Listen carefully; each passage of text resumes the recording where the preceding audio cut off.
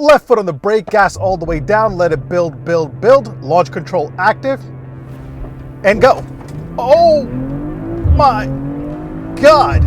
My name is Omar, and this is not an M3. This is the 2023 BMW M340i. Jeez.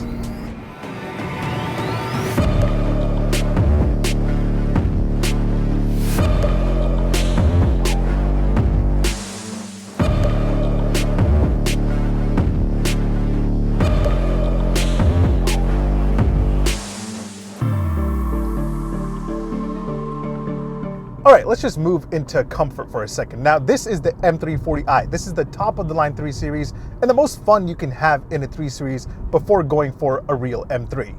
So what's new for 2023 for the M340i? Well, it's got some new design touches on the outside that won't make anyone catch any feelings. It's got an updated interior with the new BMW curved display, which may make some people catch some feelings. And then it gets some tweaks to just make it better. So right away, under the hood, you're working with the B58 engine, which is a 3-liter twin-power turbo inline-6 that gives you 382 horsepower and 369 pound-feet of torque. It's made it to an 8-speed automatic transmission, and yeah, this setup is simply outstanding. I absolutely love this engine and this transmission. BMW uses this in a couple of their cars, and the performance it provides is flawless. Now keep in mind, for 2023, you now also have a 48-volt mild hybrid system that acts up as a startup generator and helps you kill some performance lag, but it also won't let you turn off the auto stop start feature, which I absolutely hate. So this will do the auto stop start thing if you're in comfort mode and you're just chilling at a red light. Speaking of drive modes, you've got a couple of modes that you're working with here, including Comfort, Eco, and Sport, and then Eco and Sport have their own sub modes as well. In comfort mode, this isn't a bad daily driver. You can cruise around town and expect this to handle bumps and imperfections on the road like a luxury sedan of this size would. It's pretty normal. You have a good amount of visibility in here and it turns and maneuvers just fine. Now, this isn't 5 Series smooth, but it won't punish you either. I would recommend paying an extra $550 for the adaptive suspension to help make it a little bit more comfortable. But yeah, it's a pretty normal sedan in comfort mode, although that B58 engine under the hood keeps pushing you to wake up. So let's put it in sport mode and wake up. Now this is where this thing comes to life. My God, this thing is quick. This is almost M level quick. Now 0 to 60 in this comes in at an officially quoted time of 4.1 seconds, but we all know BMW isn't telling the truth about that. I've done 60 in 3.8 seconds, and man, this thing just surprises the hell out of you. The way this dances and moves is outstanding. You know what other BMW does 0 to 60 in an officially quoted time of 4.1 seconds? The base rear-wheel drive M3 manual, which is actually pretty interesting. Now let's break this down. You have the BMW M340i in regular rear-wheel drive form, and then you have the all-wheel drive M340i xDrive like the one I'm driving here. The M340i xDrive here has the same exact 0 to 60 time of 4.1 seconds as the rear-wheel drive manual M3. And even if you go for the rear-wheel drive M3 competition, this is just 0.3 seconds slower than that. The only M3 that will really scare the hell out of this one is the M3 competition xDrive. So in theory, you should be able to piss off somebody that spent $16,000 extra on an M3 with your M340i xDrive. I would actually do that. I'm not saying that this is as good a sports car as an M3, but it's pretty damn close. Honestly, if I was shopping in the M3 world, I would only get the M3 competition xDrive over this, because this provides every bit of daily fun that I can legally have on everyday roads. You can take this to the track and let loose, but of course, that would be more fun in the M3 competitions. Speaking of handling, this is just phenomenal. I haven't driven the M340i in a very long time, and I forgot just how good this car is. This handles in such a spectacular fashion. This is by far the best option in this segment. If you're thinking of getting one, just get one. You'll absolutely love it. My God, this thing can handle.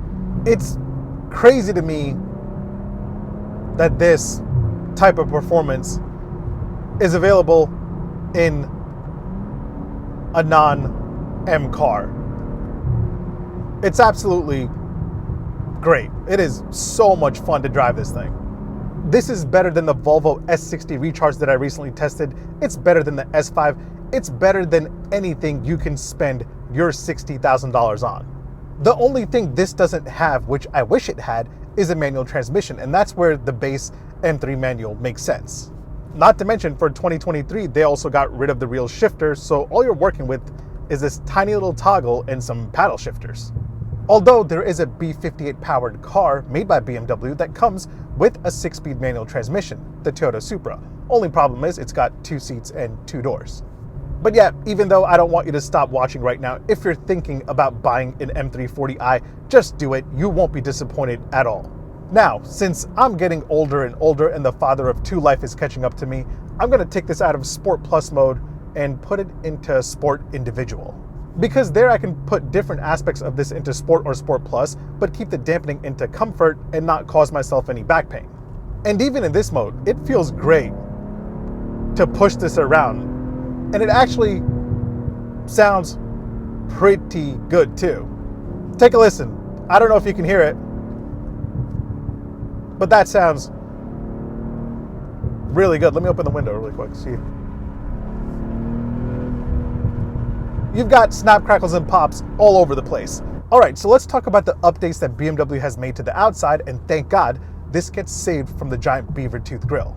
Which honestly is a little surprising since the M3 does have that giant grille and this doesn't. Instead, the regular 3 Series doesn't change much at all. You do have a more 3D look to the grille with a thicker border around it. You have some slight redesigning to the headlamps to make them look slimmer, and then you have a reworking of the air intakes, and that's really about it. Nothing too crazy. From the side, it keeps its perfect sedan silhouette, and you have a choice of 18 or 19-inch wheels depending on how much money you want to drop on them. And then from the back, you have some reworking done to the taillights and the rear diffuser, which I believe is inspired by the new i4. You just have more black in that area, which I'm not sure if I'm a big fan of. It looks okay. I probably would rather have some body color there. But yeah, this is still a really good looking sedan, and the M340i will definitely be a sleeper when you pull up to red lights. You can just pull up to a guy in his regular M3, and then as the light turns green, you can just take off and stay neck and neck with them and really piss them off. Something what I would do.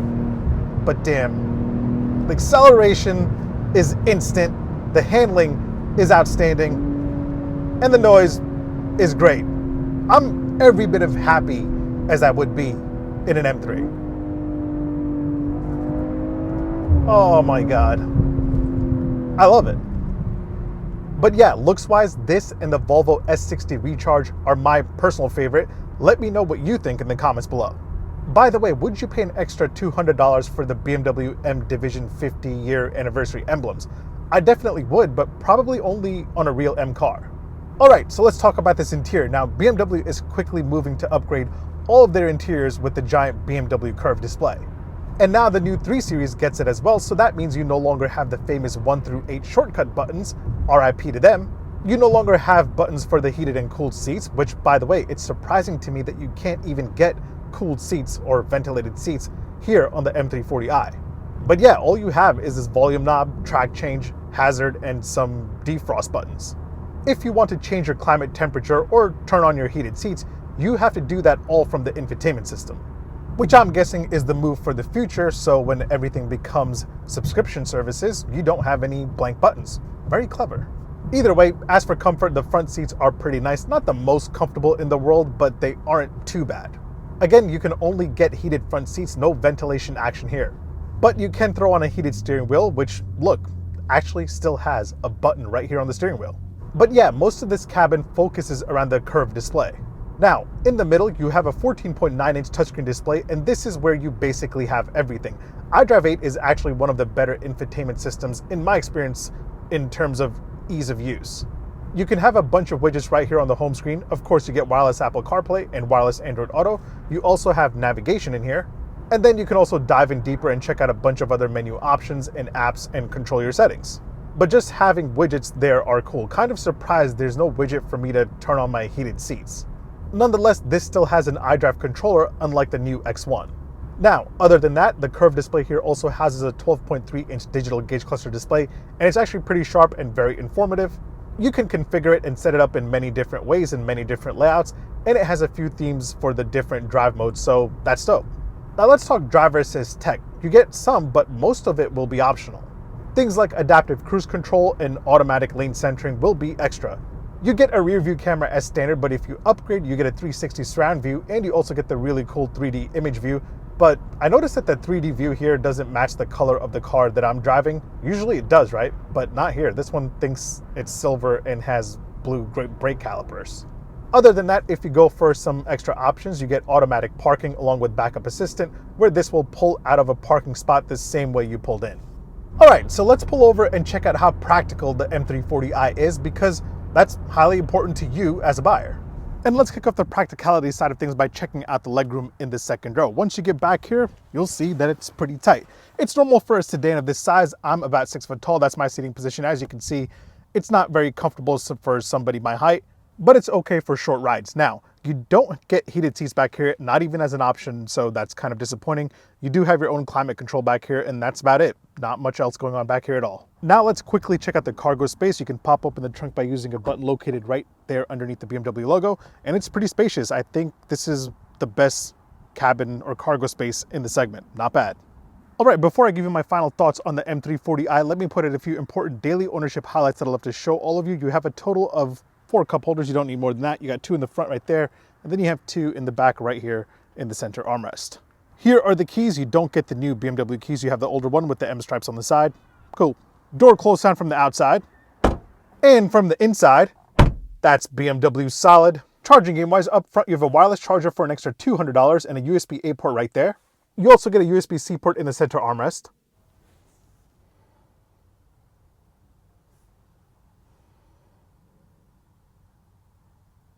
You know, I gotta say that the steering feel is pretty heavy. I kind of feel like it's artificially heavy, and sometimes I like it, but sometimes I don't.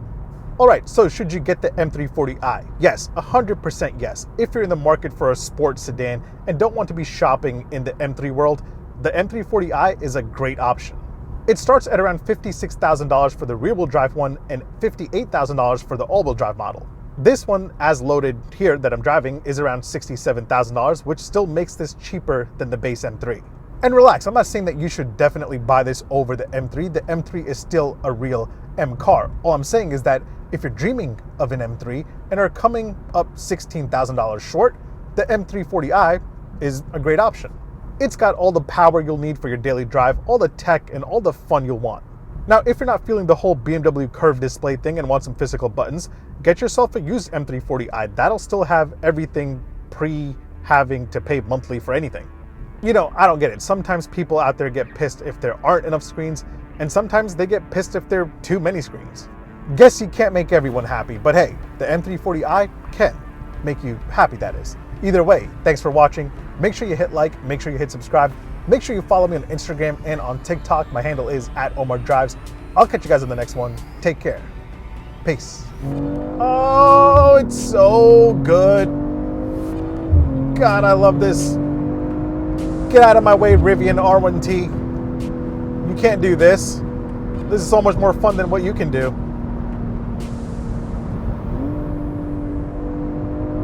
God, the acceleration, everything is so good.